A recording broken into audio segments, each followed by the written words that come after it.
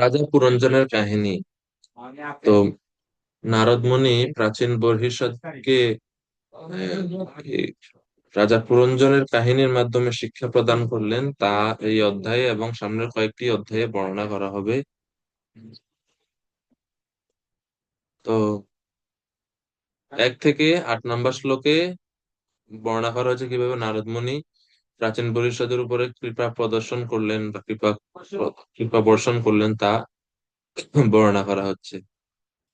এবং এরপরে 9 থেকে 24 নম্বর শ্লোকে এই অধ্যায়ে বর্ণনা করা হবে যে নারদ মুনি কিবা পুরঞ্জনের কাহিনী বা পুরঞ্জনের যে আহ, গল্পটা, স্টোরিটা, সেটা তিনি প্রাচীন ভবিষ্যতের সামনে তিনি বর্ণনা করলেন।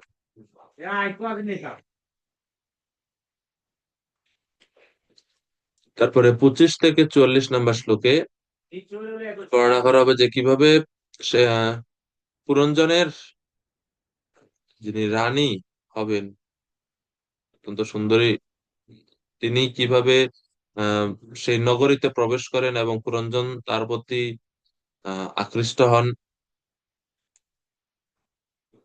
তারপরে 45 থেকে 55 নম্বর শ্লোকে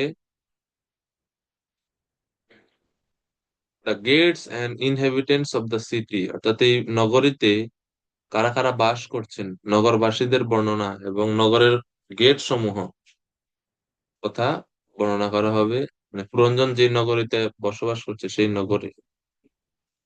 আর 56 থেকে 62 নম্বর শ্লোক অধ্যায়ের শেষ দিকে বর্ণনা করা হবে কিভাবে পুরঞ্জন তার স্ত্রীর আহ সৌন্দর্য বা রূপের প্রতি মিথ্যাভাবে মোহিত হয়ে আসক্ত হয়ে কিভাবে সে আটকা পড়ে যায়। এই হচ্ছে পুরো অধ্যায়। তা আসলে এই অধ্যায় এখানে আমরা যে এখন যে শুরু করছি বা এই বর্ণনা করা হবে, এখানে পুরঞ্জন নামে যে এরকম কোনো ব্যক্তি নাই। পুরঞ্জন হচ্ছে আমাদের জীবাত্মারই নাম। পুরো এটা হচ্ছে একটা রূপক কাহিনী।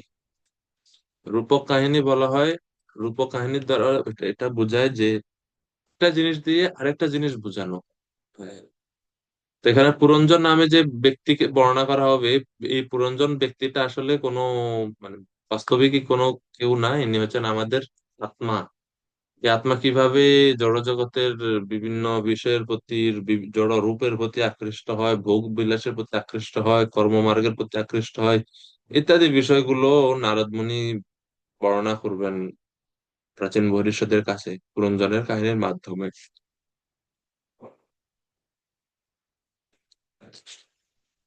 তো আমরা আজকে শুরু করছি। মৈত্রী উবাচ ইতি সন্দিশ্য ভগবান বর্হিষदैर् অভিপূজিতः পশ্যতাম রাজপুত্রানাম তত্রৈবন্তর্দধে হরঃ। প্রচেতাদেরকে উপদেশ দিয়ে ভগবান শিব তিনি তার স্বধামে প্রত্যাবর্তন করলেন, সেই স্থান থেকে অন্তর্হিত হলেন এবং প্রচেতারা উপদেশ প্রাপ্ত হওয়ার পর শিবের প্রতি সম্মান প্রদর্শন করলেন, ভক্তির সহকারে তারা শিবের পূজা করেছিলেন। এবারে শিব সেই স্থান থেকে অন্তর্হিত হলেন। রুদ্রগীতম ভগবত স্তোত্রম সর্বে প্রচেতসঃ জপন্তস্তে তপস্তে বর্ষানাময়ুতো অয়ুতম জলে। এবং সে প্রচেতারা 10,000 বছর জলের ভেতর দাঁড়িয়ে সেই রুদ্রগীত জপ করেছিলেন।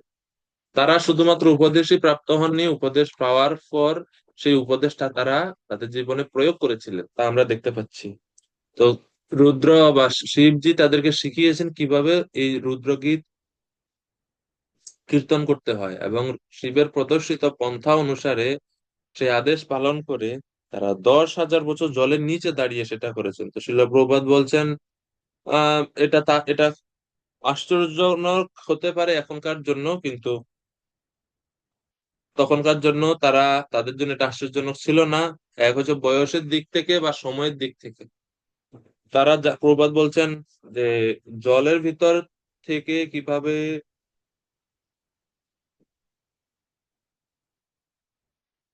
শ্বাস নিতে হয়, এই উন্নত বিদ্যা তাদের জানা ছিল।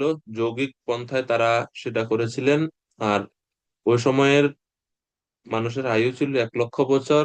তো 1 লক্ষ বছরের মধ্যে থেকে 10,000 বছর তপস্যা করাটা কোনো অস্বাভাবিক কিছু ছিল না। এটা কোনো আশ্চর্যজনক ব্যাপার না।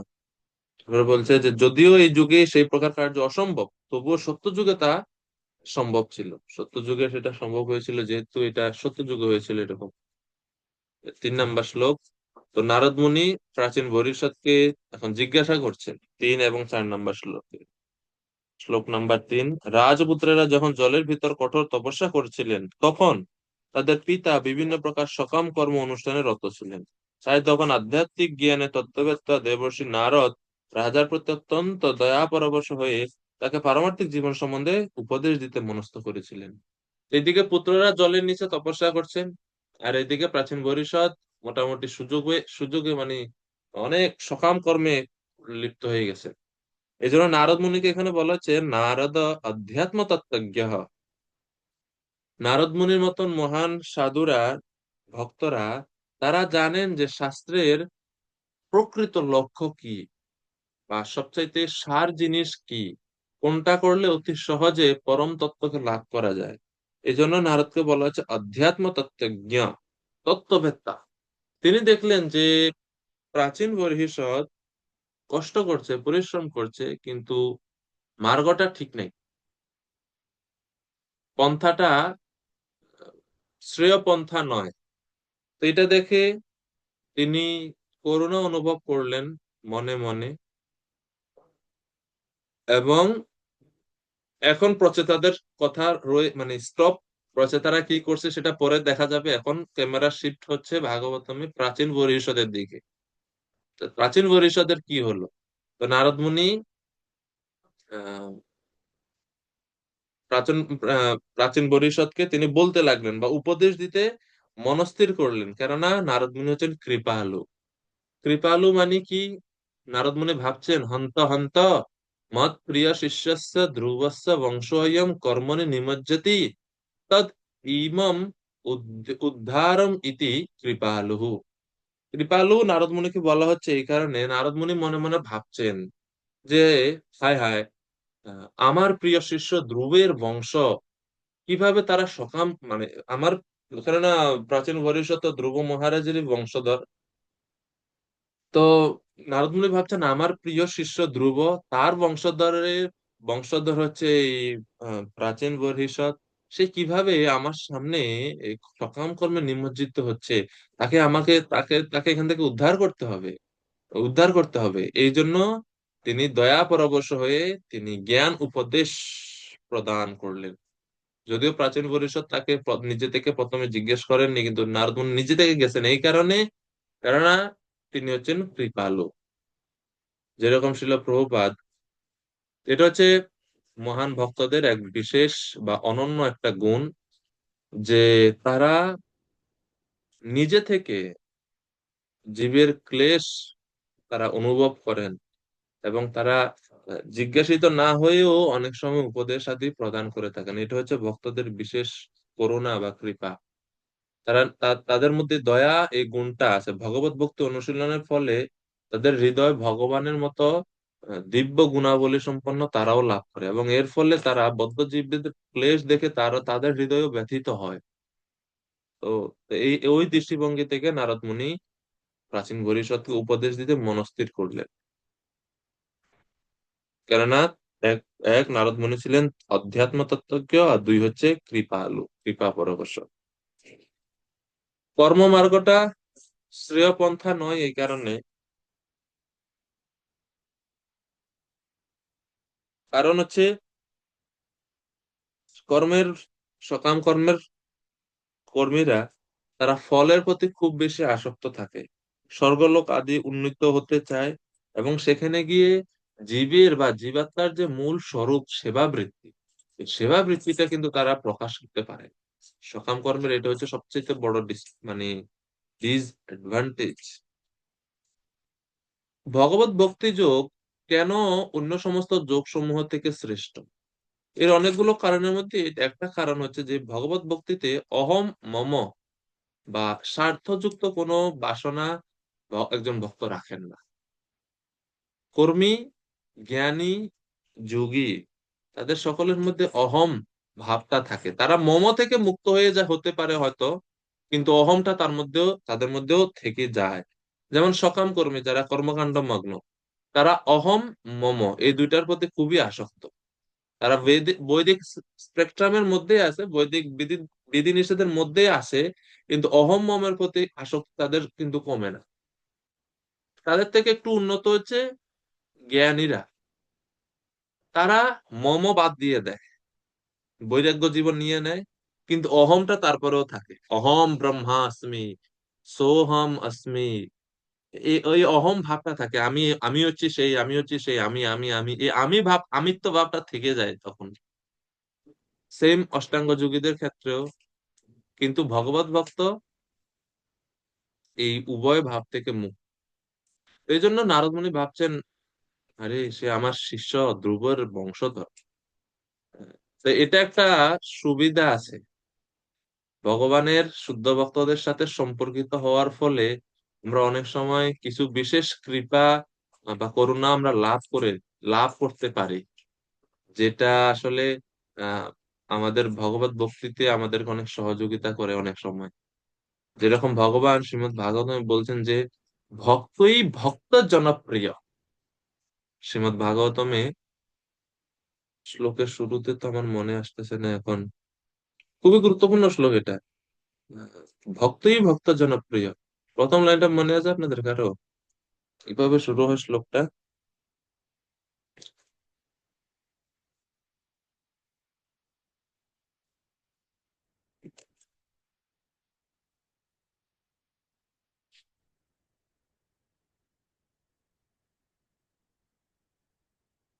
এটা হচ্ছে 9-4-63। 9-4-63 পাইছে। অহম ভক্ত পরাধীনো হিয়স্বতন্ত্র ইব দ্বিজঃ স্বাদুর্গ্রস্ত হৃদয় ভক্তির ভক্ত জনপ্রিয়। 9-4-63 অম্বরীশ মহারাজের জীবন কাহিনীতে আমরা পাই এটা। সেখানে বলা আছে যে ভক্তই ভক্ত জনপ্রিয় মানে কি, what to speak of my devotee, even those who are devotees of my devotee are very dear to me.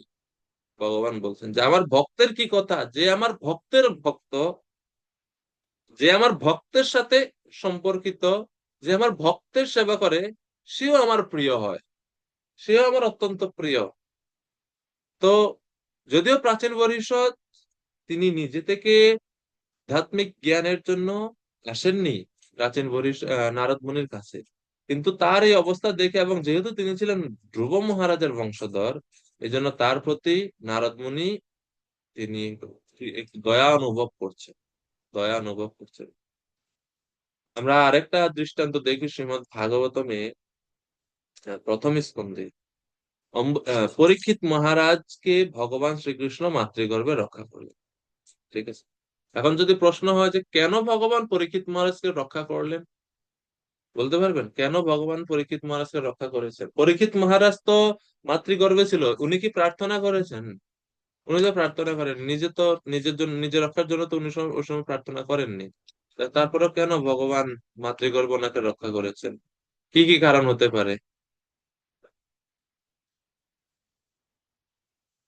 অদ্বৈত করুণাময় প্রভু। হরে কৃষ্ণ প্রভু, ধন্যবাদ, প্রণাম। প্রণাম প্রভু। প্রভুজি, আমার মনে হয় যে শ্রীমদ্ ভাগবতকে মানব কল্যাণে আহ, মানে উপহার দেওয়ার জন্য পরীক্ষিত মহারাজকে উনি রক্ষা করেছিলেন। ওকে, শ্রীমদ্ ভাগবতমকে জগত উপহার দেওয়ার জন্য, হ্যাঁ, অন্যতম এক সুন্দর একটা কারণ। দেখি আর আরো, হ্যাঁ, আনন্দিনী মাতাজি। हरे कृष्णा प्रभु जी प्रणाम। মাতাজি প্রণাম। মাতাজি বলুন। আহ, পরীক্ষিত মহারাজ যেহেতু ভক্তের ভক্তের বংশধর, মানে অর্জুনের বংশধর। অর্জুন ছিলেন কৃষ্ণের পরম প্রিয় ভক্ত। তো এই যে ভক্তের যাতে হিসাবে যে রক্ষা করার প্রয়োজন ছিল ধর্ম রক্ষার জন্য। কারেক্ট। তো ওটাই মূল পয়েন্ট এখানে আমরা, মানে এই এই প্রসঙ্গে যেটা যে জন্য বলা, যে মাতা উত্তরা প্রার্থনা করেছিলেন, এটাও অন্যতম কারণ। অনেকগুলো কারণের মধ্যে এটা একটা কারণ ছিল যে ভগবান চিন্তা করছেন যে সে পাণ্ডবদের বংশধর এবং পাণ্ডবদের সঙ্গে যুক্ত। এই জন্য তিনি ভগবান পরীক্ষিত মহারাজকে রক্ষা করলেন। আমরা যদি চৈতন্য চরিতামৃতে দেখি, চৈতন্য চরিতামৃতে না চৈতন্য ভাগবতমে, চৈতন্য ভাগবত যারা মনে করছেন না ঠিক কোন জায়গায়, মেবি চৈতন্য ভাগবতে একটা খুব সুন্দর কাহিনী আছে যে চৈতন্য মহাপ্রভু শ্রীবাস অঙ্গনে, শ্রীবাস ঠাকুরের গৃহে চৈতন্য মহাপ্রভু প্রেম সংকীর্তন করতেন। শ্রীবাস ঠাকুর চৈতন্য মহাপ্রভুর অত্যন্ত প্রিয় পাত্র ছিলেন। তো শ্রীবাস ঠাকুরের গৃহে শ্রীবাস ঠাকুরের একজন সেবক ছিলেন। সেবক বলতে সেবিকা, ওনার নাম ছিল দুঃখী। তো যখন চৈতন্য মহাপ্রভু আহ সংকীর্তন করতেন, নিত্য কীর্তন করতেন, তো শেষে হাত পা ধোয়ার জন্য বা মাঝে মাঝে শ্রীবাস ঠাকুরের গৃহে মহাপ্রভু স্নানও করতেন। এই যে স্নান আদি আদির সময় যে জল ব্যবহার করতেন, সেই জল এই দুঃখী সে নদী থেকে, গঙ্গা থেকে নিয়ে আসতো শ্রীবাস ঠাকুরের গৃহে। তো প্রতিদিন এই দুঃখীর একটাই কাজ ছিল যে জল আনয়ন করা, জল আনা, জল আনা, শুধু জল নিয়ে আসতেন। একদিন কিন্তু জল আনতেন, আনার ফাঁকে ফাঁকে মহাপ্রভুর সংকীর্তন আন্দোলন শ্রবণ করতেন কান লাগিয়ে, মহাপ্রভুর রূপের কথা চিন্তা করতেন। আর এই রূপের কথা চিন্তা আর মুখে ভগবানের নাম, এই দুইয়ে সবসময় মগ্ন থাকতো দুঃখী। যদিও জাতিতে স্ত্রী জাতি, শিক্ষা দীক্ষা কিচ্ছু নাই, আহ বড় কোনো সেবাও করেন না, না ব্রহ্মচারী সন্ন্যাসী বড় মাপের শাস্ত্র তত্ত্বজ্ঞ ছিলেন, কিছু না। একজন সাধারণ মহিলা কাজের কাজ করেন। কিন্তু একদিন চৈতন্য মহাপ্রভু শ্রীবাসকে জিজ্ঞেস করেছেন, শ্রীবাস এই জল কি আনে? তখন শ্রীবাস ঠাকুর বলছে, কেন প্রভু? দুঃখী, দুঃখী জল আনে, দুঃখী, দুঃখী জল জল আনে। তো তখন মহাপ্রভু বলছেন, দুঃখী? আরে সে এত এত সুন্দর সেবা করছে, সে দুঃখী কিভাবে হতে পারে? সে বৈষ্ণবদের সেবা করছে, তার নাম দুঃখী কিভাবে হতে পারে? আজকে থেকে তার নাম হবে সুখী। তো দুঃখী থেকে সুখী হয়ে গেছে। ওই ওই ওই ওই মাতাজির নাম দুঃখী থেকে সুখী হয়ে গেছে, মাতাজি মনে হয়। হ্যাঁ মাতাজি, ঠিক আছে, মাতাজি ছিলেন উনি, দুঃখী থেকে সুখী হয়ে গেছে। তো কি কারণ? এক হচ্ছে ওনার অকৃত্রিম সেবা, আর দুই হচ্ছে শ্রীবাস ঠাকুরের সেবা করেন তিনি। সবসময় তো মহাপ্রভু শ্রীবাস ঠাকুরের এখানে থাকে না, কিন্তু উনি সবসময় শ্রীবাস ঠাকুরের গৃহে থাকেন। শ্রীবাস ঠাকুরের গৃহে থেকে শ্রীবাস ঠাকুরের সেবা করেন, এবং শ্রীবাস ঠাকুর ওনার প্রতি সন্তুষ্ট ছিলেন বিদায় চৈতন্য মহাপ্রভুও ওনাকে কৃপা করলেন এবং নাম চেঞ্জ করে দিয়েছেন। নাম চেঞ্জ করা মানে বুঝেন? দীক্ষা। নাম চেঞ্জ করা মানে হচ্ছে দীক্ষা। তো এই হচ্ছে, তারপরে শ্রীবাস ঠাকুরের সঙ্গে সম্পর্কিত ছিল বলে আরেকজন মুসলিম দর্জি চৈতন্য মহাপ্রভুর কৃপা লাভ করছে। চৈতন্য ভাগবতমে এর বর্ণনা আছে।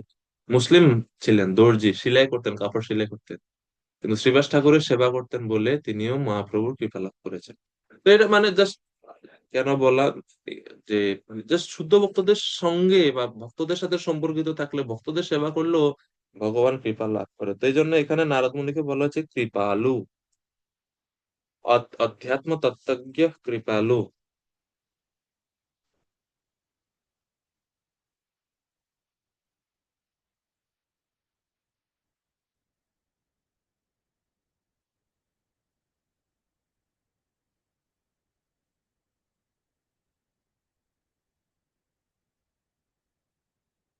আর তো এরপরে 4 নম্বর শ্লোক। তো তিনি দেখে হৃদয়ে মানে কষ্ট অনুভব করতেন, আরে কর্ম মার্গে কিভাবে কেন সে নিজে আটকে যাচ্ছে, তাকে আমি উদ্ধার করতে হবে। শ্লোক নাম্বার 4। শ্রেয়ঃ ত্বম কতমত রাজন কর্মণাত্মনা ইহসে দুঃখ হানি সুখাবাপ্তি শ্রেয় তন্নিহ ইষ্যতে। তো নারদ মুনি জিজ্ঞাসা করছেন নিজে থেকে গিয়ে প্রাচীন বরিষ্ঠকে, যে রাজন, এই যে আপনি এত যজ্ঞ করছেন, মানে যজ্ঞের পর যজ্ঞ, যজ্ঞের পর যজ্ঞ, কোনো জায়গায় খালি নাই যেখানে তিনি গর্ত করছেন না আর এর কুশাসন বিছাইছেন না। জগতের সর্বত্র যজ্ঞ করার জন্য মানে পুরো ব্রহ্মাণ্ডের সব জায়গা ছেয়ে দিয়েছে একবারে, এত যজ্ঞ করছেন। তো বলছে, এই সকাম কর্ম অনুষ্ঠানের দ্বারা আপনি কি লাভ করতে চান, কিসের জন্য এত কিছু? জীবনের চরম লক্ষ্য হচ্ছে সমস্ত দুঃখ কষ্ট থেকে মুক্ত হওয়া এবং সুখ ভোগ করা, কিন্তু সকাম কর্মের দ্বারা তো তা লাভ করা যায় না। আপনি কেন এত কষ্ট করছেন মহারাজ? একটু আমাকে বলুন, আপনার এত কষ্টের পিছনে কি কারণ? শ্রেয় ন ইষ্যতে, আপনার কর্মে তো কোনো শ্রেয় লক্ষ্য করছি না। প্রাচীন পরিস্থিতি বলছে, কি বলেন, শ্রেয় নাই? এত যজ্ঞ করছে, এগুলা কোনো কিছু শ্রেয় ফল দিবে না। তো নারদ মুনি পরে বলবেন যে, এই যে আপনি যে পশু বধ করছেন, ওই দেখেন পশুগুলা সব আকাশ মার্গে সব আপনার প্রতি ক্রোধ প্রদর্শন করছে, তারা তারা অপেক্ষা করে আছে আপনার জন্য, কখন আপনি যাবেন তারা আপনাকে ধরবে।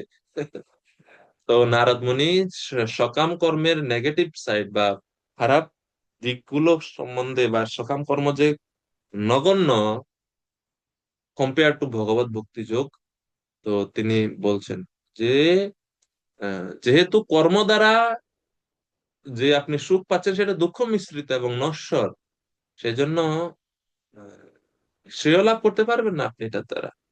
তো যখন জিজ্ঞেস করলেন এইভাবে, এখন 5 নাম্বার শ্লোকে প্রাচীন ভবিষ্যৎ বলছেন, রাজোবাচ ন জানামি মহাভাগ পরমম কর্ম অপবিদ্ধি বিদধি ব্রুহি মে বিমলম জ্ঞানম ইয়েন মুচ্যেয় কর্মভিঃ। তো মহারাজ প্রাচীনবর্হি, তিনি, যাকে এখানে রাজা বলে সম্বোধন করা হচ্ছে, তো রাজা উত্তর দিলেন, ন জানামি মহাভাগ। হে মহাভাগ, নারদ মুনিকে সম্মান প্রদর্শন করছেন, যেহেতু ধ্রুব মহারাজের বংশধর, তো সাধুদের সম্মান প্রদর্শন করার সংস্কৃতি বা বিদ্যা বা জ্ঞান ওনার মধ্যে ছিল। তো মহাভাগ বলে উল্লেখ করছেন, হে মহাভাগ, হে কর্ম কর্ম, হে কর্মবিদ্ধি,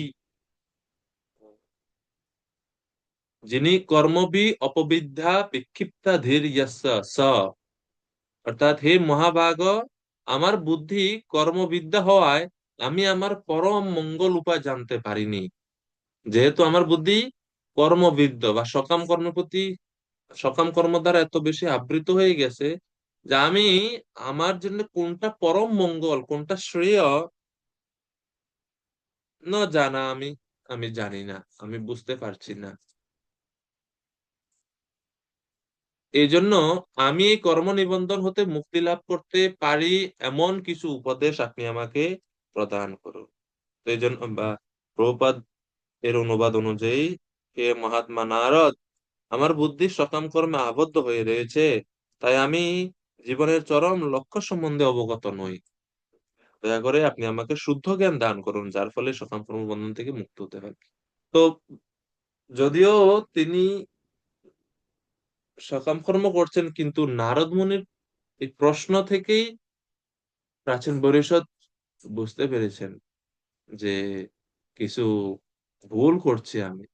তো তিনি বিনয় ভাবটা আছে, তিনি বলছেন, আমি আসলে অকপটে স্বীকার করে নিলেন যে আসলে আমি তো কর্ম মার্গের দ্বারা বুদ্ধি আমার নষ্ট হয়ে গেছে। ধীর ইয়াস্য, অপবিদ্ধ, অপবিদ্ধ হয়ে গেছে ধী বা বুদ্ধি, আমার বিক্ষিপ্ত হয়ে গেছে আমার বুদ্ধি সকাম কর্ম করতে করতে। এই জন্য আমি আসলে বুঝতে পারি না যে আসলে জীবনের পরম মঙ্গলটা কি। কৃপা করে কি আপনি আমাকে একটু উপদেশ প্রদান করবেন? কর্মভি মুচ্যেয় বিমলম জ্ঞানম মে ব্রুহি। বিমলম জ্ঞানম, বিমলম জ্ঞান মানে হচ্ছে মোক্ষ সাধনম জ্ঞানম, যে জ্ঞানের দ্বারা আমি মুক্তি লাভ করতে পারি, মোক্ষ লাভ করতে পারি, বা কর্মবন্ধন থেকে ছুটতে পারি, সেই রকম জ্ঞান আপনি আমাকে কৃপা করে প্রদান করুন। কর্মের দ্বারা আমি বিক্ষিপ্ত বুদ্ধি হয়েছি, কর্ম অপবিদ্য ধী, কর্মের দ্বারা আমি বিক্ষিপ্ত বুদ্ধি হয়েছে, আমার বুদ্ধি বিভ্রান্ত হয়ে গেছে। তো এরপরে তিনি আরো নিজের অবস্থার কথা বলছেন যে আমার অবস্থাটা কত শোচনীয় বলছেন পরে। তো এই যে পাঁচ পাঁচ নাম্বার শ্লোকের দ্বারাতে এখানে আমরা বুঝতে পারছি যে এই শ্লোকের দ্বারাতে তিনি গুরু পদাশ্রয় গ্রহণ করলেন। যেরকম আমরা দেখি শ্রীমদ্ ভগবদ গীতা 2য় অধ্যায়ে 7 নম্বর শ্লোকে অর্জুন বলছেন, শিষ্যস্তেহম সাধি মাম ত্বাম প্রপন্নম। এই শ্লোকেও তিনি বলছেন, ব্রুহি মে বিমলম জ্ঞানম, বিমলম জ্ঞান প্রদান করুন আপনি আমাকে, আমি আপনার শরণাগত হচ্ছি। আমি আমি আমি যেরকম ওর সেম, প্রায় সেম অর্জুনের শ্লোকের মতোই, আমি কিং কর্তব্যে বিমূঢ়, আমি বুঝতে পারছি না কোনটা আমার জন্য শ্রেয়, কোনটা আমার করা উচিত। সেম তিনি এখানে বলছেন, ন জানামি মহাভাগ পরম কর্ম অপবিদ্য ধী, কর্মের দ্বারা আমি বুদ্ধি বিভ্রান্ত হয়ে গেছে, আমি আসলে বুঝতে পারছি না জীবনের পরম মঙ্গল কিসে হয়। কৃপা করে আপনি আমাকে বিমল জ্ঞান প্রদান করো। তো তদ্বিদ্ধি প্রণিপাতেন পরিপ্রশ্নেন সেবয়া, এই প্রিন্সিপাল ভাগবতমের প্রত্যেকটা চরিত্রে আমরা দেখতে পাই, সমস্ত ভক্তদের চরিত্রে এটা রয়েছে। এই প্রাচীন পরিষদের এখানেও আমরা রয়েছে। তো এই 5 নম্বর শ্লোক মনে হচ্ছে যে না ঠিক আছে একটা শ্লোক, কিন্তু এখানের মধ্যে আদৌ গুরু পদাশ্রয় বা গুরু দীক্ষাদি শিক্ষণম, কৃষ্ণ দীক্ষাদি শিক্ষণম, এই অঙ্গটা ভক্তির প্রাচীন পরিষদের এখানে আমরা দেখতে পাচ্ছি। তো এই জন্য দেখেন শিল প্রভুপাদ তাৎপর্য যে ব্যাখ্যা করছেন, তাৎপর্য প্রভুপাদ প্রথমে শুরু করছেন, সত সঙ্গ ছাড়ি কইনু অসতে বিলাস, এ কারণে লাগিল যে কর্মবন্ধ ফাঁস, কর্মবন্ধ ফাঁস। নরোত্তম দাস ঠাকুরের বচন যে সৎসঙ্গ ছাড়ি যখন আমরা অসতের সঙ্গে বিলাস করি বা অসতের সঙ্গ করি, এর ফলে আমাদের কর্মবন্ধ ফাঁস গলায় বাঁধে, গলায় আমাদের কর্মবন্ধ ফাঁস, আমরা আটকে যাই কর্মের বন্ধনে। তো যতক্ষণ পর্যন্ত এই সকাম কর্মের বন্ধনে আমরা আবদ্ধ থাকি, ততক্ষণ পর্যন্ত আমাদেরকে একটার পর একটা দেহ ধারণ করতে হয়, এটা হচ্ছে কর্মবন্ধ ফাঁস। আর এই কর্মবন্ধ ফাঁস থেকে আমাদেরকে একজন বৈদ্যই রক্ষা করতে পারে, যিনি এই কর্মবন্ধ থেকে মুক্ত, তিনি হচ্ছেন ভগবানের শুদ্ধ ভক্ত। এই জন্য সৎসঙ্গটা গুরুত্বপূর্ণ, সৎসঙ্গটা খুব গুরুত্বপূর্ণ।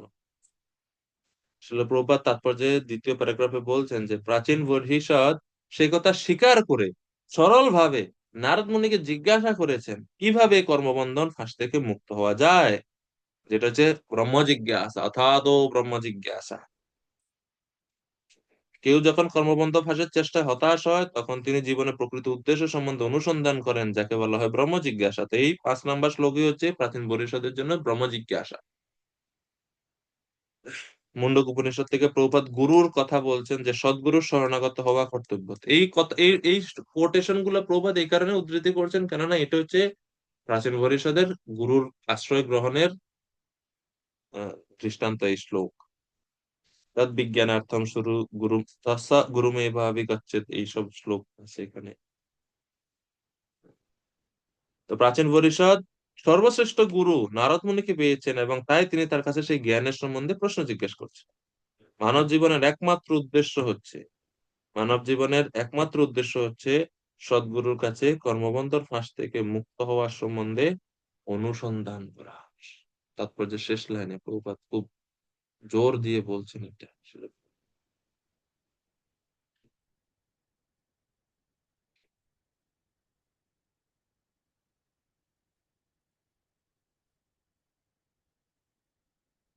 কামস্বনেন্দ্রিয় প্রীতি লাভ জীবেত যাবতা, জীবস্য তত্ত্ব জিজ্ঞাসা নর্থয়শ্চেহ কর্মভি। তো এইভাবে নারদ মুনির কাছে তিনি নিজের দৈন্যতা সহকারে নিষ্কপট ভাবে তিনি তার নিজের অবস্থা তুলে ধরলেন, এবং বললে কি বলছেন, রিকোয়েস্ট করছেন, অনুরোধ করছেন নারদ মুনির কাছে, কৃপা করে আপনি আমাকে উপদেশ প্রদান করুন। খুবই গুরুত্বপূর্ণ এই একটা অঙ্গ আমাদের জীবনে, যে মানে সরলতা, যেটা প্রভুপাদ বলছেন, তিনি সরল ভাবে নারদ মুনিকে জিজ্ঞেস করছেন। এক হচ্ছে সরলতা, দুই হচ্ছে আহ বিনয় ভাব, প্রাচীন পরিষদের এখানে ছিল। আর হচ্ছে কপটতা নাই ওনার, কপটতাহীন। এই বৈশিষ্ট্যগুলো রয়েছে। আমরা তো স্বাভাবিকভাবে আমাদের আমাদের আহ মানে মানে আমাদের দুর্বলতা আমরা স্বাভাবিকভাবে অনেক সময় প্রকাশ করতে ভয় পাই বা প্রকাশ করি না। বা তো যদি দুর্বলতা বা আমার যে অসুবিধা, আমি যে ভক্তি জীবনের যে সমস্যা অনুভব করছি, সেটা যদি আমি যারা যারা তজ্ঞ, যারা সবার কাছে তো প্রকাশ করার দরকারও নাই, কারণ প্রকাশ করলে সমাধানের থেকে বিপদই বেশি। সবার কাছে না, কিন্তু যারা তত্ত্বজ্ঞ, যারা আধ্যাত্মিক ভাবে অনেক পরিপক্ক, যারা ম্যাচিউর ডিভোটি, তাদের কাছে অবশ্যই আমরা প্রকাশ করতে পারি আমার মনের কথাগুলো। তিনি এটা আহ ছড়াবেন না সবার কাছে, তিনি উল্টো উনি আমাকে উপদেশ দিতে পারেন কিভাবে আমি আমার এই দুর্বলতা বা এই অসুবিধা থেকে আমি কিভাবে ভক্তি জীবনে থেকে এর থেকে উত্তরণ পেতে পারি। এজন্য হৃদয়ের কথা বলা উচিত মেন্টরের কাছে, তার বা পারমার্থিক যিনি দিক নির্দেশনা দিয়ে থাকেন আমাদের সবারই আছে, ভিন্ন ভিন্ন ভক্তদের আনুগত্য আছেন আপনারা। তো এইটা দরকার, এটা খুবই দরকার। এটা খুবই মনের কথা বলা, মানে প্রকাশ করা, গুজ্জ মাখাতি পৃচ্ছতি যেটাকে আমরা বলে থাকি। তো তিনি গৃহমেদীদের দুর্ভাগ্যের কথা 6 নম্বর শ্লোকে বলছেন। খুবই, দেখেন, নিজেরকে নিজে এরকম নিজের সমালোচনা করাটা এই যুগে বহুত মুশকিল। অন্যের সমালোচনাতে আমরা এক্সপার্ট, হ্যাঁ, কিন্তু নিজের সমালোচনা করা খুব সহজ কাজ না। কিন্তু প্রাচীন পরিষদ নিজেরই সমালোচনা করছে। গৃহেষু কূটধর্মেষু পুত্র দ্বার অনার্থধি ন পরম বিন্দতে মূঢ় ব্রাহ্মণ সংসার বর্তমাসু। প্রাচীন পরিষদ বলছেন, যারা তথাকথিত সুন্দর জীবনের প্রতি আগ্রহশীল, যারা গৃহেষু কূটধর্মেষু, তারা গৃহে অবস্থান করে পুত্র, স্ত্রী, ধন, অর্থ এইসব নিয়ে তারা ব্যস্ত থাকে, এবং তারা পরমার্থ বলে এটাকে মনে করে, তারা মনে করে যে আমার পুত্র ইত্যাদি পরিপালন করাই হচ্ছে আমার ধর্ম।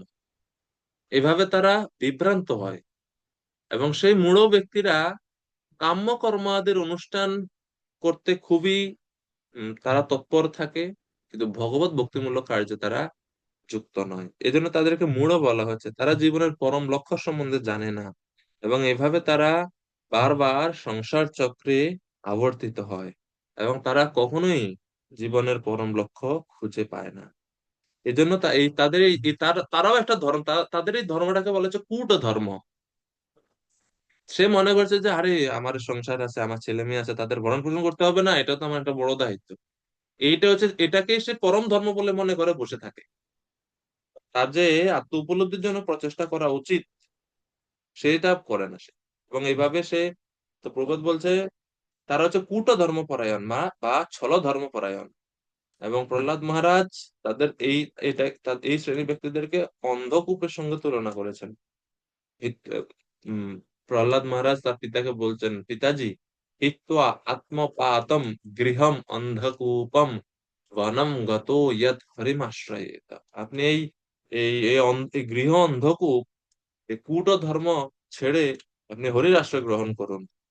প্রবাদ বলছেন খুব কঠিন, যে সে সাহায্যের জন্য আর্তনাদ করতে পারে। অন্ধকূপ মানে কি? অন্ধকার একটা কুয়োর মধ্যে আপনি যদি পড়ে যান, চিৎকার করবেন সাহায্যের জন্য, কিন্তু কেউ সাহায্য করতে আসবে না, কেউ আর্তনাদ শুনতেও পাবে না, উদ্ধারও করতে আসবে না। তো গৃহ অন্ধকূপে অবস্থিত ব্যক্তিদের সেম। এখানে গৃহটাকে বলতে যারা অত্যন্ত আসক্ত তাদের কথা বলা হয়েছে, যারা আদর্শ গৃহস্থ, যারা ভক্তিযোগ অনুশীলন করেন গৃহে থেকে এবং সমস্ত বিধিনিষেধ গুলো ঠিকঠাক ভাবে পালন করেন, তাদের তাদের না, যারা বৈরাগ্য বা অনাসক্ত বিষয়ান যথার্হম উপযুঞ্জত নীতি অনুসারে যারা গৃহস্থ জীবনে আছেন, তাদের কথা এখানে বলা হয়নি। এখানে বলা হয়েছে সেই সমস্ত ব্যক্তিদের যারা আসক্ত, স্ত্রী, পুত্র, ধনাদের প্রতি অত্যন্ত আসক্ত এবং ভগবত ভক্তি বর্জিত, তাদের কথা এখানে বলা হচ্ছে। তো প্রভুপাদ বলছেন যে নারদ সাধুর কর্তব্য হচ্ছে নারদ মুনির পদাঙ্ক অনুসরণ করে এভাবে পৃথিবীর প্রতিটি নগরে ও গ্রামে ভ্রমণ করে মোহাচ্ছন্ন মানুষদের জীবনের পরম লক্ষ্য সম্বন্ধে উপদেশ দিয়ে তাদের কর্মবন্ধন থেকে উদ্ধার করা। এটা হচ্ছে আমাদের পরম্পরার প্রাপ্ত, পরম্পরার আমাদের বৈশিষ্ট্য। নারদ মুনি যেরকম করছেন সেরকম প্রভুপাদ সমস্ত ভক্তদের উদ্দেশ্যে বলছেন যে প্রত্যেক ভক্তদের এটা কর্তব্য। প্রাচীন পরিষদ সকাম কর্মে লিপ্ত ছিলেন, নারদ মুনি তার কাছে এসেছেন, এবং যেহেতু প্রাচীন পরিষদ ছিলেন ভাগ্যবান, নারদ মুনির সঙ্গ লাভ করে নারদ মুনির মহত্ব বা নারদ মুনির স্থিতি তিনি বুঝতে পেরে এখন তিনি প্রশ্ন করছেন। তো এইরকম ভাব থাকা উচিত। তো নারদ এখন জিজ্ঞেস করছেন, যখন উপদেশ চাইছে এখন উপদেশ দেওয়া শুরু করলেন।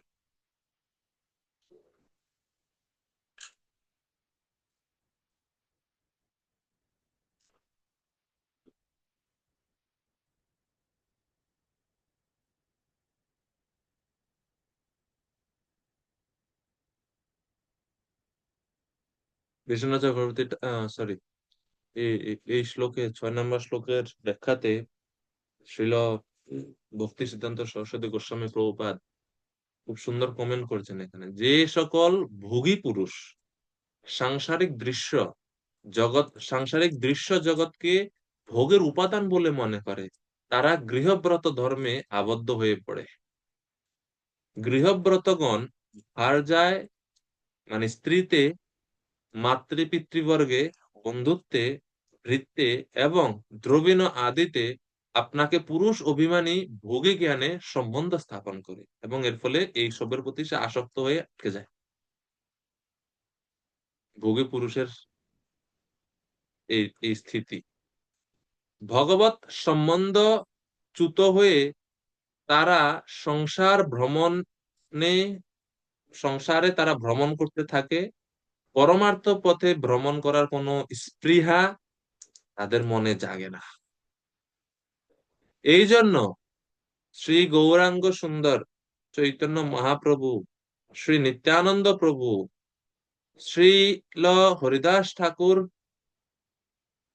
সাংসারিক লোকের মুক্তির জন্য কৃষ্ণে পতি জ্ঞান, মাতা পিতা জ্ঞান, বন্ধু জ্ঞান, প্রভু জ্ঞান, দ্রবিণ আদিতে পূজ্য বুদ্ধি করবার জন্যই সকল সম্বন্ধই যে কৃষ্ণ অবস্থিত এবং নশ্বর ভোগময় সম্বন্ধ যে অকিঞ্চিতকর অবাস্তব, এটা জগতে প্রচার করার জন্য তিনি প্রত্যেক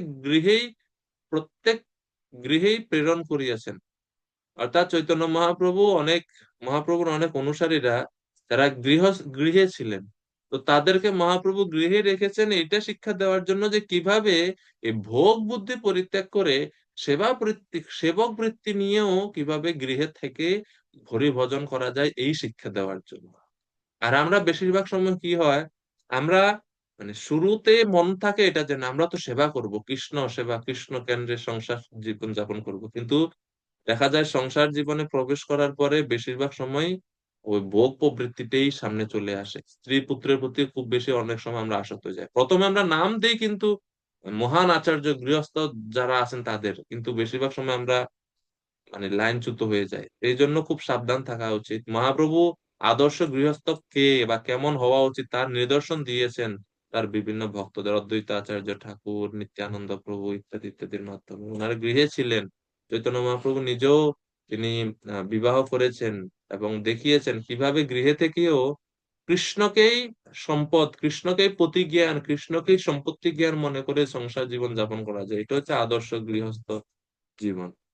বিশ্বনাথ, সরি, ভক্তি সিদ্ধান্ত সরস্বতী ঠাকুর বলছেন। তো এখন 7 নম্বর শ্লোক থেকে 7, 8 নারদ মুনি দেখাচ্ছেন প্রাচীন পরিষদকে যে দেখুন আকাশ মার্গে। শ্রী নারদ উবাচ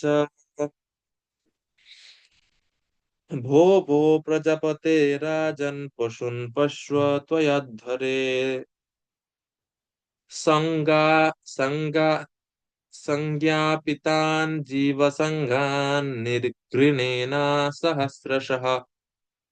হে রাজন, আপনি যজ্ঞস্থলে যে সমস্ত পশুদের নির্দয় ভাবে বলে দিয়েছেন গগনমার্গে সেই সমস্ত পশুদের দেখুন, সেই সমস্ত পশুদের দেখুন আপনি কি করছে। সে সমস্ত পশুরা এতে ত্বাম সম্প্রতীক্ষন্তে স্মরন্ত বৈশসম তব সম্পরেতম অয়ঃ কূটৈ ছিন্দন্তি উত্থিতমন্যব। আপনি যে তাদের পীড়ন করেছেন তা স্মরণ করে এই সমস্ত পশুরা আপনার মৃত্যুর প্রতীক্ষা করছে। আপনার মৃত্যুর পর তারা ক্রোধে উদ্যপ্ত হয়ে লৌহময় শৃঙ্গের দ্বারা আপনার দেহ ছিন্ন বিচ্ছিন্ন করবে। সকাম কর্মে লিপ্ত হয়ে সকাম কর্মের তিনি বিভিন্ন পশুবধ যজ্ঞ করেছেন তো, তো সেই পশুরা যে যাদেরকে তিনি যজ্ঞে বলি দিয়েছেন সেই পশুদের কথা এখানে বলা হচ্ছে। তো বিশ্বনাথ চক্রবর্তী ঠাকুর বলছেন যে কর্মফল সমূহে বৈরাগ্য উৎপাদন করার জন্য নারদ মুনি যোগ বলে যজ্ঞের পশুগণকে প্রত্যক্ষ প্রদর্শন করেছেন। আসলে আকাশ মার্গে পশুরা ছিল না, নারদ মুনি তার যোগ বলে এই যে বিভিন্ন এই যে যে সমস্ত পশুদেরকে তিনি বধ করেছেন সেই সমস্ত পশুদেরকে তিনি আকাশ মার্গে দেখাচ্ছেন প্রাচীন পরিসরে দেখুন। তো দেখাচ্ছেন সেই সব পশুরা কি কত হিংস্র হয়ে আছে, কত ক্রোধ করে ক্রোধ ও দৃষ্টিতে তারা প্রাচীন পরিষদের দিকে তাকাচ্ছে। এটা নারদ মুনি করেছেন শুধুমাত্র তার হৃদয়ে বৈরাগ্য উৎপাদনের জন্য, এবং এই জন্য তো যোগ বলে এই যজ্ঞের পশুগণের আকাশে প্রদর্শন করে তিনি বলছেন ভো ভো, মানে হে প্রজাপতি, আরে তাকান তাকান এদিকে তাকান, এরকম ভো ভো বল এই শব্দটা। ও হে, নির্দয় ভাবে আপনি সহস্র সহস্র পশুর প্রাণ সংহার করেছেন, এবং এখন দেখেন তারা কি করছে, তারা আপনাকে আপনাকে আহ, ক্লেশ প্রদান করার জন্য তারা সুযোগের অপেক্ষায় আছে, দেখুন তাদের অবস্থা। তো এটা হচ্ছে নারদ মুনির যোগ বলে এটা প্রাচীন পরিষদ দেখতে পেয়েছিল। তো ভক্তি সিদ্ধান্ত সরস্বতী গোস্বামী প্রভুপাদ বলছেন সংসারে ভ্রাম্যমান জীব নিজ নিজ ইন্দ্রিয় তর্পণের উদ্দেশ্যে যে সকল পশুকে হনন করে তাতে জীবের প্রতি দয়ার অভাব হয়, এটা প্রকৃত জীবে দয়া নয়।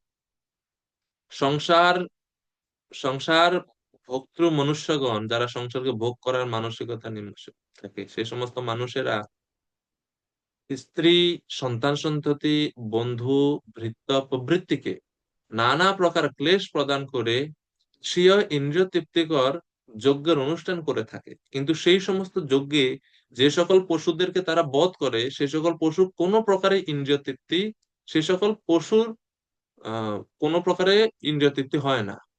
এক পক্ষে স্বার্থপর গৃহব্রত মানুষ সুখ অন্বেষণ বা সুখ পাওয়ার জন্য তারা পশুদের বধ করে ইন্দ্রিয় তৃপ্তির জন্য, আর সেই সকল পশু ইন্দ্রিয় তর্পণকারী যোগ্য যাজ্ঞিকগণকে হিংসক বা হিংসাকারী জেনে সেই যাজ্ঞিকগণের আহ যাজ্ঞিকগণকে ক্লেশ বা আহ, নিধন করার জন্য তারা ভোগান্তকাল পর্যন্ত অপেক্ষা করে।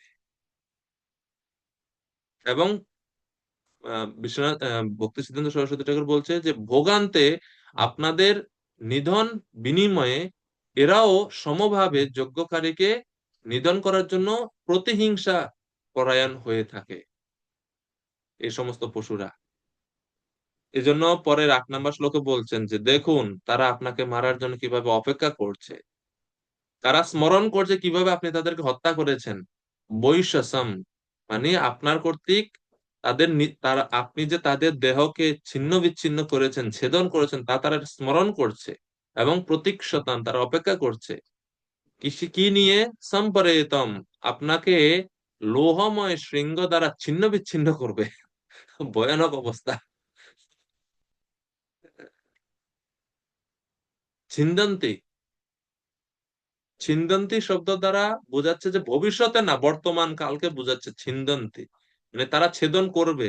তো এর দ্বারা বোঝানো হচ্ছে যে বেশি দেরি নাই, এই অনতি বিলম্বেই তারা আপনার শরীরকে ছিন্ন বিচ্ছিন্ন করবে, মানে আপনি অতি শীঘ্রই আপনি মৃত্যুবরণ করবেন। এটা হচ্ছে পরোক্ষভাবে নারদ মুনি জানাচ্ছেন। এখন এটা যখন দেখলেন এই পশুদেরকে এবং এই এই এই সাক্ষাৎ বা এই সরাসরি যে দর্শন করলেন এটা দেখে প্রাচীন পরিষদ খুবই চিন্তায় মগ্ন হলেন। তো শিল প্রভুপাদ 8 নম্বর শ্লোকে তাৎপর্য বলছেন যে মনুসংহিতে উল্লেখ করা হয়েছে যে রাজার উচিত হত্যাকারীকে দণ্ডে দণ্ডিত করা, যার ফলে তাকে যেন আর পরবর্তী জীবনে তার অপরাধমূলক কার্যের জন্য দুঃখ ভোগ না করতে হয়। সেই উপলব্ধির ভিত্তিতে নারদ মুনি রাজাকে সাবধান করে দিয়েছেন যে যজ্ঞে রাজা যে সমস্ত পশুদের হত্যা করেছিলেন তারা প্রতিশোধ নেওয়ার জন্য তার মৃত্যুর প্রতীক্ষা করছে। নারদ মুনি এখানে কোনো পরস্পর বিরোধী কথা বলেননি। তিনি রাজাকে বোঝাতে চেয়েছিলেন যে যজ্ঞে অত্যধিক পশুবধ অত্যন্ত বিপজ্জনক, কারণ যজ্ঞ অনুষ্ঠানে যদি কোনো রকম নগণ্য ত্রুটিও হয় তাহলে নিহত পশু মনুষ্য জীবনে উন্নীত হতে পারে না। আর প্রাচীন পরিষদ যে যজ্ঞ করেছেন এই যজ্ঞগুলা সবগুলা যজ্ঞ ছিল ত্রুটিপূর্ণ। আর এই কারণে কোনো যজ্ঞের পশু তারা উন্নত জীবন লাভ করেনি। আর এই কারণে তারা পরের জন্মে অপেক্ষা করছে প্রাচীন পরিষদকে নিধন করার জন্য বা ক্লেশ প্রদান করার জন্য। এই হচ্ছে কারণ। এভাবে পশুবধ, যজ্ঞে পশুবধের নিন্দা করা হয়েছে, নারদ মুনি নিন্দা করছেন যে এটা শ্রেষ্ঠ নয় বা উন্নত পন্থা হতে পারে না, কখনোই শ্রেয় পন্থা হতে পারে না।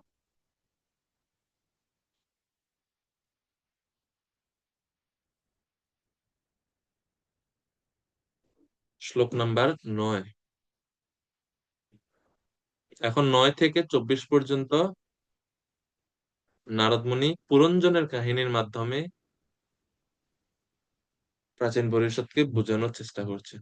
পুরঞ্জন, অত্র তে কথয়িষ্যে অমুম ইতিহাসম পুরাতনম পুরঞ্জনস্য চরিতম নিবোধ গদতো মম। এই সম্পর্কে আমি আপনাকে পুরঞ্জন নামক এক রাজার সম্বন্ধে এক প্রাচীন ইতিহাস শোনাবো। কারণ নারদ মুনি বলছেন এক প্রাচীন ইতিহাস, মানে নারদ মুনির জন্য এটা প্রাচীন, তাই আমাদের জন্য কত প্রাচীন হবে। মানে অনেক পুরাতন এক ইতিহাস তিনি শোনাবেন। তো দিস ইজ অ্যান এলাগোরিক্যাল প্রেজেন্টেশন, রূপক কাহিনী এটা। Because a person entangled in material activities wants to hear stories of material activities. Narad Muni related the topic of King Puranjana. He is, however, none other than King Prachin Bharishad himself. তো যারা বিষয়ে আসক্ত মানুষ তারাও তো তত্ত্ব কথা বুঝে না, তারা একটু গল্প টল্পর শুনতে খুব আসক্ত হয়, বা বিষয় আসক্ত ব্যক্তিদের বা জড় জগতের রিলেটেড এই মজাদার গল্প তারা পছন্দ করে। আর এই উদ্দেশ্য নিয়েই কিন্তু মহাভারত রচনা করেছেন ব্যাসদেব।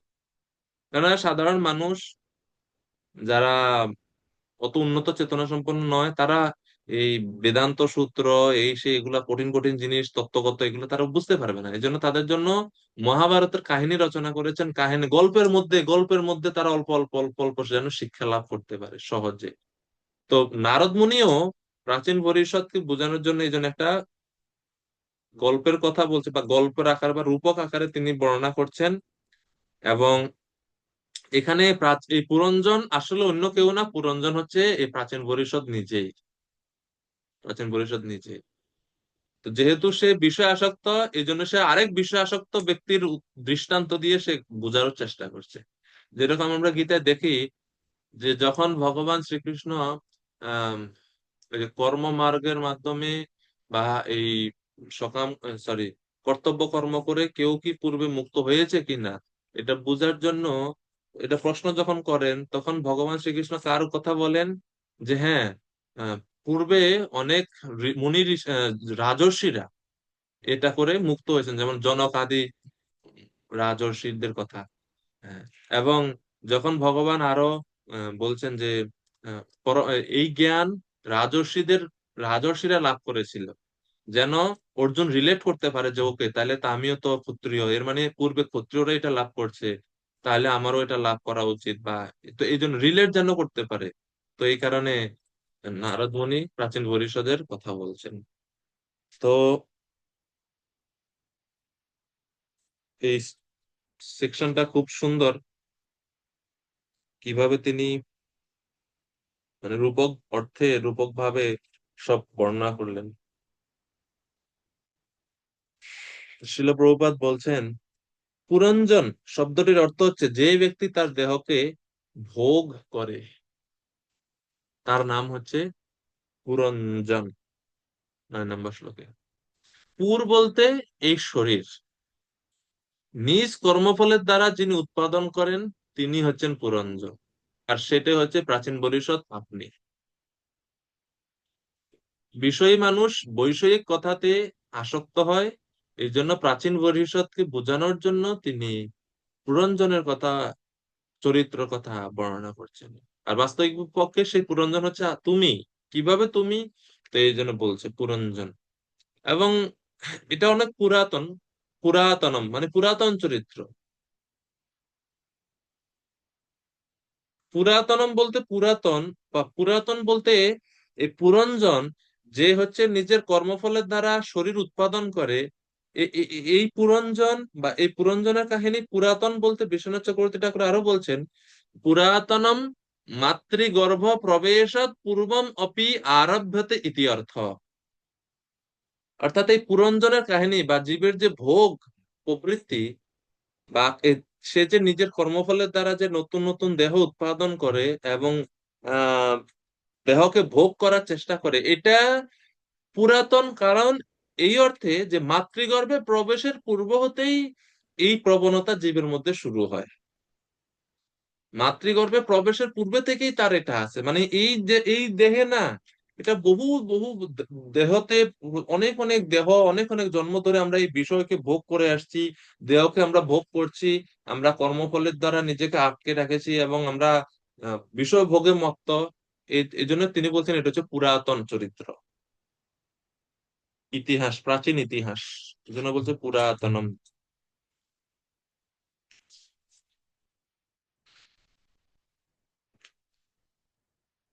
প্রবাদ বলছেন, মূর্খ মানুষেরা ইন্দ্রিয় সুখ ভোগের জন্য অত্যন্ত কঠিন এই কর্মকাণ্ডের পথ অবলম্বন করে।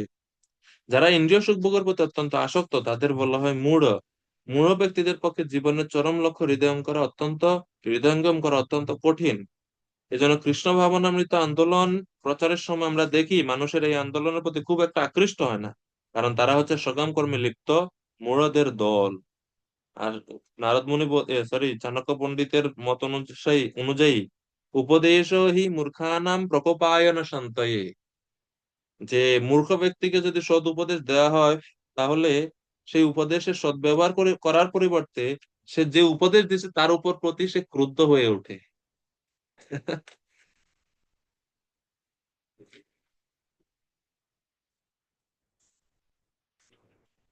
আর এই কারণে নারদ মুনি রাজাকে তার সারা জীবনের ইতিহাসের মাধ্যমে পরোক্ষভাবে উপদেশ দিয়েছেন।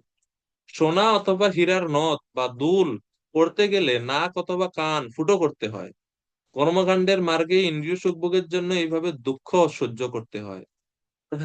উদাহরণটা বুঝতে পারছেন?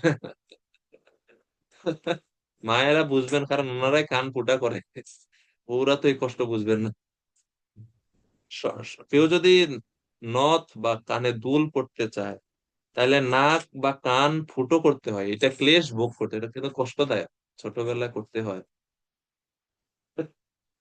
তদ্রূপ কর্মকাণ্ডে কর্মকাণ্ডের মার্গে ইন্দ্রিয় সুখভোগের জন্য এইভাবে দুঃখ সহ্য করতে হয়। কেউ যদি ভবিষ্যতে সুখ ভোগ করতে চায় তাহলে তাকে বর্তমানে কষ্ট স্বীকার করতে হয়। কিন্তু ভগবত ভক্তি মার্গটা খুব সুন্দর। ভক্তি মার্গ অনুশীলনেও সুখসাধ্য, অন্তিম ফলও সুখসাধ্য। সুসুখম করতুম অব্যয়ম। এবং তাৎপর্য শেষ দিকে প্রভুপাদ ইতিহাসম এবং পুরাতনম এই দুটি শব্দ সম্বন্ধে বলছেন। পুরঞ্জন মানে দেহরূপ পুরে যে বাস করে সেই হচ্ছে পুরঞ্জন। তো দেহরূপ পুর বা নগর, নগরে কে বাস করে? আত্মা। সে আত্মাকে এখানে পুরঞ্জন বলে বলা হচ্ছে।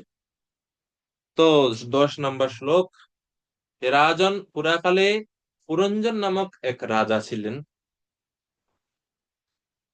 যিনি তার মহান কার্যকলাপের জন্য বিখ্যাত ছিলেন। তার অভিজ্ঞাত নামক এক বন্ধু ছিল, তার কার্যকলাপ কেউ বুঝতে পারতো না। এখন ধীরে ধীরে শুরু হচ্ছে রহস্য।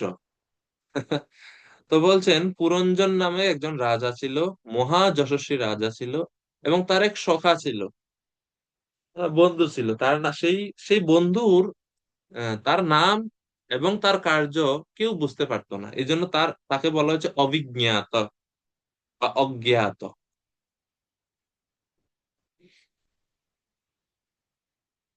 তো এই পুরঞ্জন নামের যথার্থতা 29 অধ্যায়ে ব্যাখ্যা করবেন। পুরঞ্জন বলতে জীবকে বোঝানো হচ্ছে যে কর্মফল অনুসারে ওই ফল ভোগ করার জন্য বারবার শরীর গ্রহণ করে, তাকে বলা হচ্ছে পুরঞ্জন।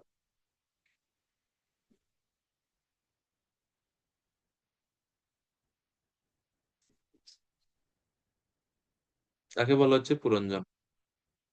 এবং সেই পুরঞ্জনের অর্থাৎ সেই জীবের যে সখা আছে, তার নাম এবং তার কর্ম কেউ বুঝতে পারে না।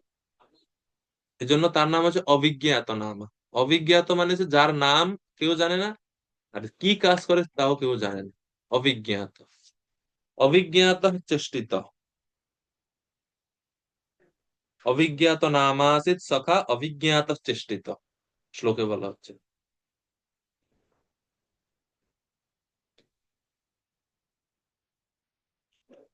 এরপরে 11 নম্বর শ্লোক।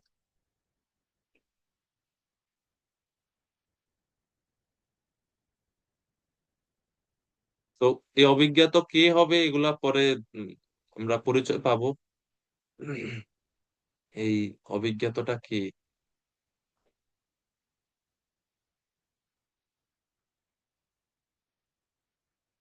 এখানে আরেকটা গুরুত্বপূর্ণ শব্দ ব্যবহার করছে যে বৃহৎ শ্রব। লোকে দেখেন লেখা যায় আসিত পুরঞ্জনো নামা রাজ রাজা রাজন বৃহৎ শ্রবা। বৃহৎ শ্রবা মানে হচ্ছে, শ্রব মানে হচ্ছে খ্যাতি। জীব প্রাচীন কাল থেকে বিখ্যাত, এই জন্য জীবকে এই বৃহৎ শ্রবা শব্দ দ্বারা জীবকে বোঝানো হচ্ছে। তাহলে জীব অর্থাৎ পুরঞ্জন, পুরঞ্জনকে বলা হচ্ছে বৃহৎ শ্রব, বৃহৎ শ্রবা।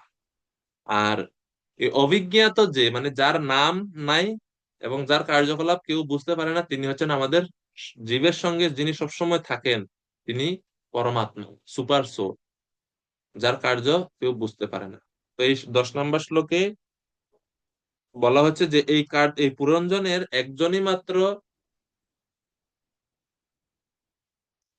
একজনই মাত্র বন্ধু আছে, সখা আছে, আর বাদ বাকি কেউ সখা না। এই জগতে যারা সখা আছে, সখা আমরা বলি কিন্তু ওনারা সখা হতে পারে না।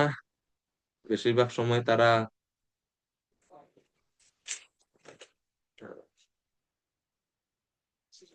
আমাদের স্বার্থে আমাদেরকে ব্যবহার করে। এই হচ্ছে জগতের সখা। জগতে যারা সখা তাদের হচ্ছে এই হচ্ছে অবস্থান বা এই হচ্ছে গতি।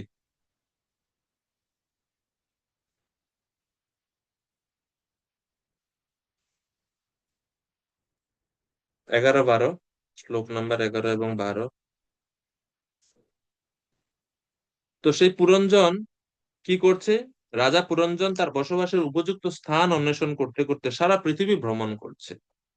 স অন্বেষমান শরণম বভ্রাম পৃথিবীম প্রভু ন অনুরূপম যদা অবিন্দত অভূত স বিমনা ইব। কিন্তু তবুও তার ইচ্ছা অনুরূপ সে যেমনটা চাচ্ছে সেই রকম স্থান সে খুঁজে পাচ্ছে না। আর এর ফলে অবশেষে সে নিরাশ এবং বিষণ্ণ হয়েছিল, জায়গা খুঁজে পাচ্ছে না। এই জগতে আমরা আমরা সবাই সন্তপ্ত। এই জগতের সমস্ত সন্তাপ, সমস্ত দুঃখ উৎপত্তি কিভাবে হয় জানেন? দুইটা জিনিস থেকে। সব প্রকার কষ্ট, অনেক কষ্ট, অনেক বর্ণনা হতে পারে, কিন্তু মূলে দুইটা জিনিস। আমরা সবাই নিপীড়িত, মায়ার দ্বারা ক্লিষ্ট, রোগ আদির দ্বারা সবসময় উপদ্রুত। দুইটা জিনিসই খালি, সমস্ত ক্লেশকে দুইটা জিনিসে আমরা ভাগ করতে পারি। এক, আমি যেটা চাই সেটা পাই না। আর দুই, আমি যেটা পাইছি সেটা আমি চাই না। এই দুইটা জিনিস, যে কোনো কষ্ট দেখেন এই দুইটার মধ্যে আছে। যেমন এখন শীতকাল, আমি শীত চাই না, আমি চাই না কিন্তু আসছে দুঃখ। আমি চাই সেটা পাইনি, সেটাও দুঃখ। সকল দুঃখ এই দুইটা শব্দের মধ্যে। এই হচ্ছে সন্তাপ। যদি কেউ বলে ক্লেশ কি, ক্লেশ হচ্ছে এই দুইটা কথা কিছু। এজন্য কেউ যদি অহম বোধ থেকে মুক্ত হয়ে যায়, কেউ যদি এই রকম মানে বাসনা আদি থেকে মুক্ত হয়ে যেতে পারে, তাহলে তো তার আর কোনো ক্লেশ, কোনো বন্ধনই তার আর থাকে না। কারণ তার আর কোনো ব্যক্তিগত চাওয়া পাওয়াই নাই, মুক্ত সে। যে ব্যক্তিগত কিছু নাই তো তার চাওয়া পাওয়া, এই জন্য সে মুক্ত। তো সব তো এখানে পুরঞ্জনের কি কি কি দুঃখিত হওয়ার কারণ কি? সে চাচ্ছে কিন্তু পাচ্ছে না। সে চাচ্ছে একটা সুন্দর তার মনের মতো জায়গা, কিন্তু খুঁজে পাচ্ছে না। আর এর ফল কি হলো? বিমনা ইব, বিষণ্ণ হয়ে পড়লো, বিষণ্ণ এবং নিরাশ হয়ে পড়লেন। যেহেতু সে তার অভিলষিত স্থান পাচ্ছে না। তো শরণম মানে হচ্ছে বাসস্থান, বাসস্থল। সে থাকার জন্য স্থান খুঁজছে। হ্যাঁ? এবং বভ্রাম মানে হচ্ছে ভ্রমণ করছে, অর্থাৎ জীব নিজের ভোগ আয়তন শরীর অন্বেষণ করতে করতে বিভিন্ন শরীরে সে বহন করছে, সে ভ্রমণ করছে, নানা যোনিতে জন্ম লাভ করে ভ্রমণ করছে, কিন্তু কোথাও সে অনুরূপ আশ্রয় পাচ্ছে না। অর্থাৎ কোনো জন্মেই নিজ অভিলষিত সমস্ত সুখ সে প্রাপ্ত হতে পারছে না। আর এই কারণে সে বিমনা ইব, সে নিরাশ, সে বিষণ্ণ হয়ে পড়ছে। তো এই যে পুরঞ্জন যে বিভিন্ন পৃথিবীতে বসবাসের জন্য উপযুক্ত স্থান অন্বেষণ করছে, এই পুরঞ্জনটা হচ্ছে আত্মা। আর আত্মা বিভিন্ন 84 লক্ষ প্রকার দেহ সে ভ্রমণ করছে। প্রত্যেক দেহে সে সুখ প্রাপ্তির জন্য চেষ্টা করছে, কিন্তু কোনো জায়গাতে কোনো দেহে সে তার ইচ্ছা অনুযায়ী পরিপূর্ণ সুখতে কোনো দেহে পাচ্ছে না। আর এই কারণে বলছে যে পুরঞ্জন তার ইচ্ছানুরূপ কোনো স্থান খুঁজে পাচ্ছে না, এই জন্য সে নিরাশ। এটা হচ্ছে জীবের গতি। তার অভিলষিত তার ইচ্ছা অনুযায়ী সমস্ত সুখ কোনো দেহে সে পায় না। তো কেউই আমরা আমাদের ফুলেস্ট এক্সটেন্ট আমরা বাস করতে পারি না। কারণ হচ্ছে সম্পত্তি হয়তো অনেক থাকতে পারে, অর্থ অনেক প্রয়োজনের থেকে অধিক থাকতে পারে, কিন্তু সন্তুষ্টি তো কোনো দেহেই নাই। কেউ সন্তুষ্ট না। আর সন্তুষ্ট না থাকার কারণে কোনো জন্মেই বলা হচ্ছে এখানে সে তার অভিলষিত সমস্ত সুখ প্রাপ্ত হতে পারে না। আর এই কারণে সে বিমনা হয়ে পড়ে। বিমনা মানে সে দুঃখিত হয়ে পড়ে,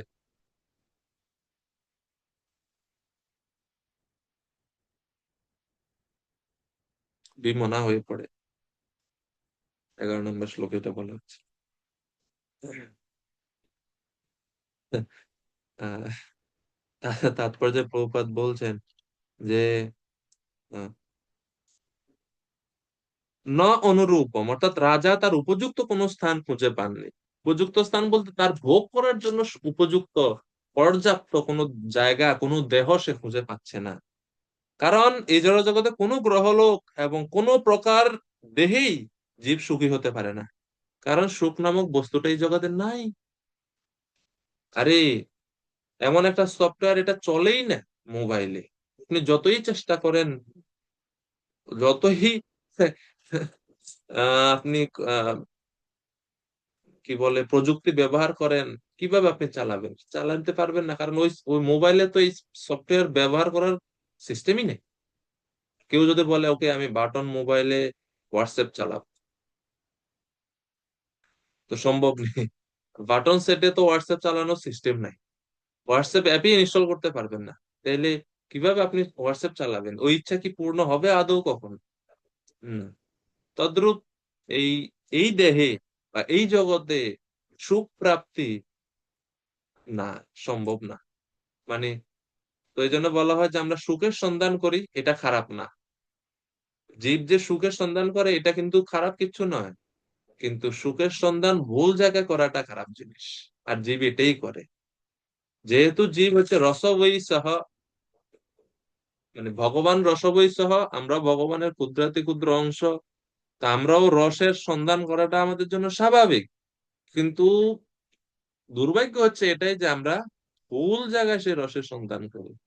এটা হচ্ছে আমাদের দুর্ভাগ্য।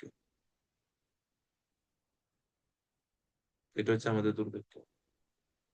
তো এই জন্য বলছে, মিছে মায়ার বসে যাচ্ছ ভেসে, খাচ্ছ হাবুডুবু ভাই, রাধা কৃষ্ণ বল বল বল রে সবাই। ভক্তিবিনোদ ঠাকুর গান লিখছেন। মায়ার বসে আমরা ভেসে যাচ্ছি, সবকিছু। জীব কৃষ্ণ দাস এই বিশ্বাস করলে তো আর দুঃখ নাই, রাধা কৃষ্ণ বল বল বল রে সবাই। যখন আমি একা থাকি তখন ভজন গাই, কারণ সু- সু- সুর ভালো নাই।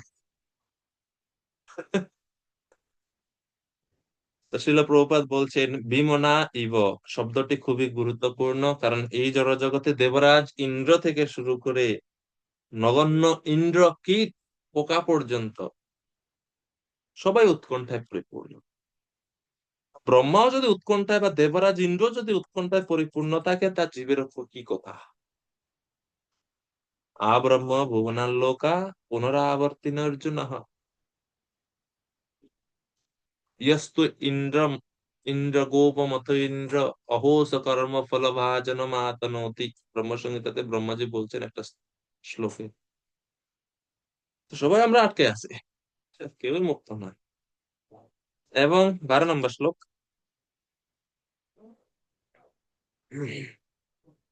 ন সাধু মেনে ত্বা সর্বা ভূতলে यावति পুরঃ কামান কাময়মানসো তস্য তস্যোপপত্তয়ে। তো কিভাবে বদ্ধ জীব সে এক এক দেহ থেকে আরেক দেহে স্থানান্তরিত হয়, সুখের সন্ধান করে, খুব সুন্দরভাবে এখানে বর্ণনা করা হয়েছে। পড়ে তো আমার খুব ভালোই লাগছে। তো এরপরে বলছে, রাজা পুরঞ্জন ইন্দ্রিয় সুখভোগের অন্তহীন বাসনা তার যেহেতু ছিল, তার ফলে সারা পৃথিবী ভ্রমণ করে এমন একটি স্থানের অন্বেষণ করেছিলেন যেখানে তার সমস্ত বাসনা পূর্ণ হতে পারে, কিন্তু তিনি তেমন কোন স্থান খুঁজে পেলেন না। যাবতী মানে যত ধরনের দেহ আছে পৃথিবী আদিতে, মানে পৃথিবীতে যত রকমের দেহ আছে সর্বত্র সে ভ্রমণ করছে। তো জীব প্রত্যেকটা দেহ ভ্রমণ করেছে, কিন্তু কোন দেহেতেই সে সুখটা পরিপূর্ণভাবে সে ভোগ করতে পারেনি, সর্বত্র। তো এই জন্য বলছে যাবতী, মানে যত ধরনের দেহ আছে 84 লক্ষ প্রকার, বিষয় আনন্দ প্রাপ্তির জন্য সেই সেই দেহে সর্ববিধ কামনা ভোগের প্রাপ্তি বিষয়ে উপযুক্ত মনে করলেন, কিন্তু কোনোটাতে সে তৃপ্তি লাভ করতে পারলেন না।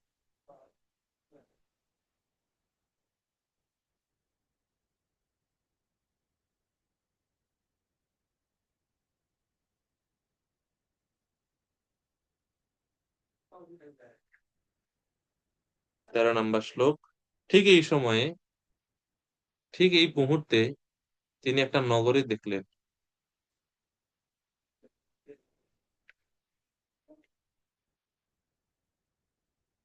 তিনি দেখতে পেলেন একটা নগরী, যেই নগরীতে 9টা দ্বার, 9টা গেট আছে। তো 13 নম্বর শ্লোকে বলেছে, স একদা হিমবত দক্ষিণেষু স্বানুষু দদর্শ নববিধ দ্বারভি পুরম লক্ষিত লক্ষণাম। এইভাবে ভ্রমণ করতে করতে তিনি এক সময় হিমালয় পর্বতের দক্ষিণ ভাগে ভারতবর্ষ নামক স্থানে 9টি দ্বার এবং সমস্ত সুলক্ষণ যুক্ত একটি নগরী দেখতে পেলেন। আর এই নগরীটা হচ্ছে মনুষ্য দেহ। মনুষ্য দেহ হচ্ছে সেই সুন্দর নগরী যার কথা এই শ্লোকে বলা হচ্ছে। তো হিমাবত দক্ষিণেশ মানে হিমালয়ের দক্ষিণ প্রদেশে, অর্থাৎ কর্মক্ষেত্র ভারত ভূমিতে, এইখানে এইখানে মনুষ্য এই দেহ এই ক্ষেত্রে মনুষ্য দেহ লাভ করা, কারণ এই ক্ষেত্র ছাড়া বাদ বাকি সব জায়গা হচ্ছে ভোগ ক্ষেত্র, ভোগ ভূমি। আর ভারতবর্ষ হচ্ছে কর্মক্ষেত্র, কারণ সেখানকার মনুষ্য দেহের কর্ম ও কর্মফলের সাধন যোগ্যতা আছে। যেন বলছে লক্ষিত লক্ষণাম পুরম, মানে সুলক্ষণ সমন্বিত এই পুর, মনুষ্য দেহ তিনি আহ সুলক্ষণ যুক্ত এই নগরে তিনি দেখতে পেলেন।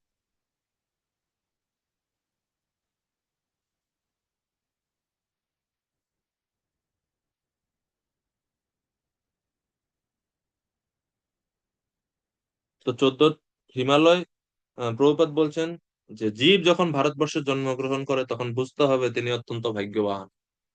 আমাদের সকলের শ্রীচরণে আমার প্রণাম। আপনারা সবাই ভাগ্যবান, আপনারা ভারতবর্ষে জন্মগ্রহণ করেছেন। প্রভুপাদ বলছেন এই শ্লোকে যে লক্ষিত লক্ষণাম শব্দটি ইঙ্গিত করে যে ভারতবর্ষে মনুষ্য জন্ম অত্যন্ত মঙ্গলজনক।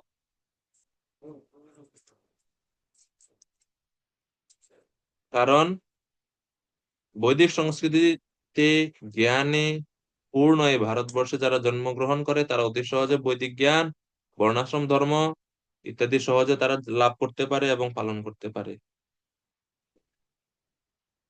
দেহকে বলা হয় নবদ্বার সমন্বিত নগরী এবং 9টি দ্বার আছে আমাদের এই শরীরে। যখন এই 9টি দ্বার পরিষ্কার থাকে, যথাযথভাবে ক্রিয়া করে, তখন দেহ সুস্থ থাকে।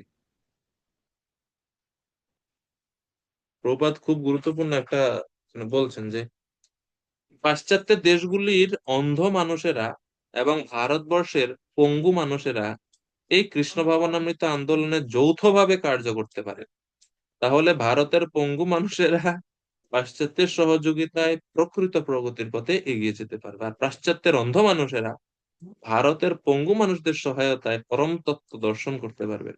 সংক্ষেপে বলা যায় যে মানব সমাজের উন্নতি সাধনের জন্য পাশ্চাত্যের জড়জাগতিক প্রগতি এবং ভারতের আধ্যাত্মিক সম্পদের সমন্বয় সাধন করা উচিত। পাশ্চাত্য দেশের তো ভক্তদের সম্মিলিত প্রচেষ্টার ফলে সেটা সম্ভব হতে পারে। তো 14 নম্বর শ্লোক থেকে এই নগরীর সুন্দর বর্ণনা আরো বিস্তারিত ভাবে দেয়া হচ্ছে। Description of material body or description of the city of 9 gates, নবদ্বার বিশিষ্ট আমরা সামনে ক্লাসে 14 থেকে পড়বো। হরে কৃষ্ণ।